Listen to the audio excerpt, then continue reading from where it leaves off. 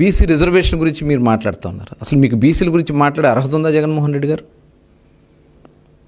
BC రిజర్వేషన్ని మీకు అంత చిత్తశుద్ధి ఉన్నట్టయితే మొన్న అసెంబ్లీలో మేము 34% బీసీ రిజర్వేషన్ని మరి ముఖ్యమంత్రి గారు ప్రవేశపెట్టినప్పుడు కనీసం మీరు వచ్చి మద్దతు ఇచ్చారా?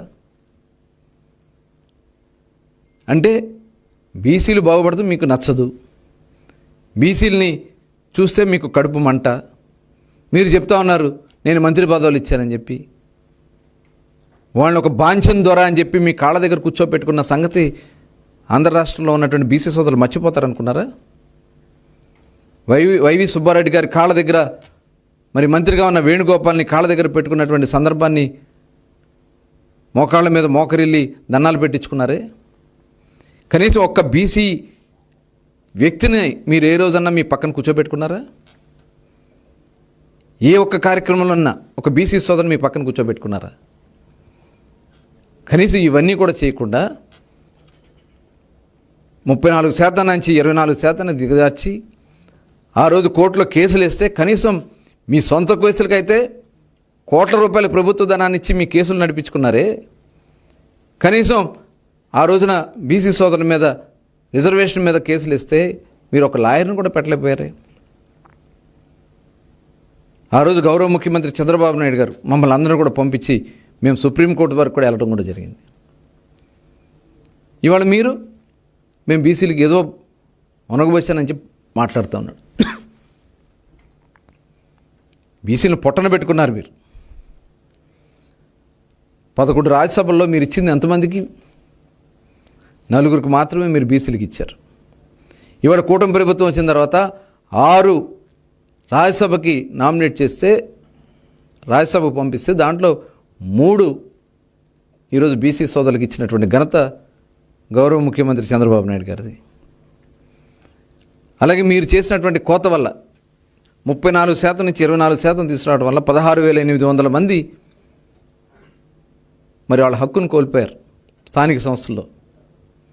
ఆనాడు అన్న నందమూరి తారక రామారావు గారు బీసీలకు రిజర్వేషన్ పెట్టి బీసీలో ఒక నాయకత్వాన్ని తీసుకురావాలి, బీసీ సమస్యల మీద బీసీలే మాట్లాడాలనే ఉద్దేశంతో ఆ రోజు స్థానిక సంస్థలో రిజర్వేషన్ తీసుకొచ్చి ఒక నాయకులు తయారు చేసినటువంటి ఘనత, అలాగే కేంద్ర మంత్రులుగా రాష్ట్ర మంత్రులుగా అనేక మంది అవకాశం ఇచ్చినటువంటి ఘనత, బీసీ సప్లాన్ నిధులు, ఒక బీసీ సప్లాన్ తీసుకొచ్చి రాష్ట్రంలో దేశంలోనే ఫస్ట్ టైం ఒక బీసీ సప్లాన్ ఆంధ్ర రాష్ట్రం తీసుకొచ్చి 14-19లో బీసీ సోదరుల కోసం ఖర్చు పెడితే 1,00,000 కోట్లు మీరు ఎగనామం పెట్టారు మీ 5 సంవత్సరాల్లో. ఇది వాస్తవం కాదా? అలాగే 300 మంది బీసీలని ఊచకోత కోసారే. ఇవన్నీ బీసీ సోదరులు మర్చిపోతారా? ఇవాళ మీరు మాట్లాడుతూ ఉన్నారు బీసీ భూములు కొట్టేసినప్పుడు, మరి బీసీల మీద దాడులు చేసినప్పుడు మీకు ఆ రోజు గుర్తులేదా? ఆదరణ స్కీమ్ రద్దు చేశారు.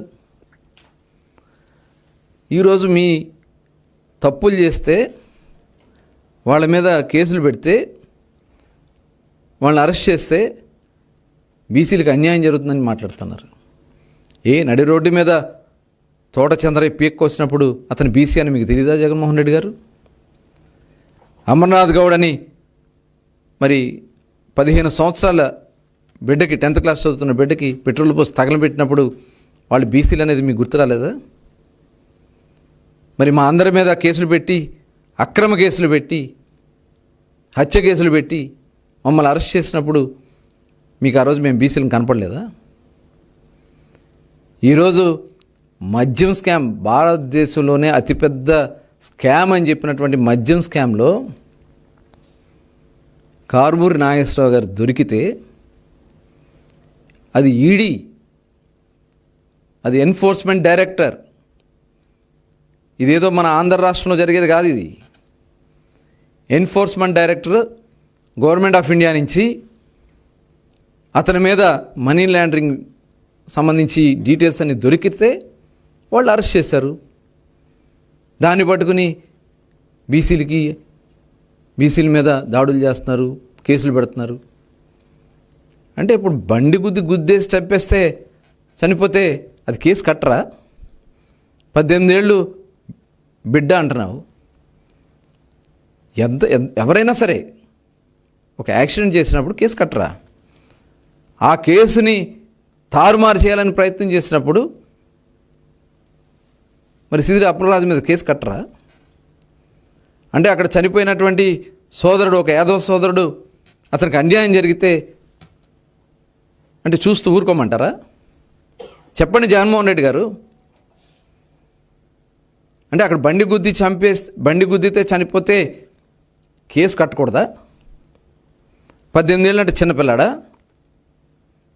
45 ఏళ్ళు వయసు అయిపోయినాడంట. అంటే 45 ఏళ్ళు వయసు అయిపోతుందా? మరి నిన్నేమనాలి? ఇదా ఇంత దుర్మార్గమా? ఇవాళ మీరు చేసే, మీ నాయకులు చేసే అక్రమాలు, అన్యాయాలు, మీరు చేసినటువంటి పాపాలు ఇవాళ అన్నీ కూడా పండుతూ ఉన్నాయి. అమాయకురాలైనటువంటి మరి అక్కడ ఉన్నటువంటి మా నాయకురాలని మీరు ఎన్ని ఇబ్బందులు పెట్టారు.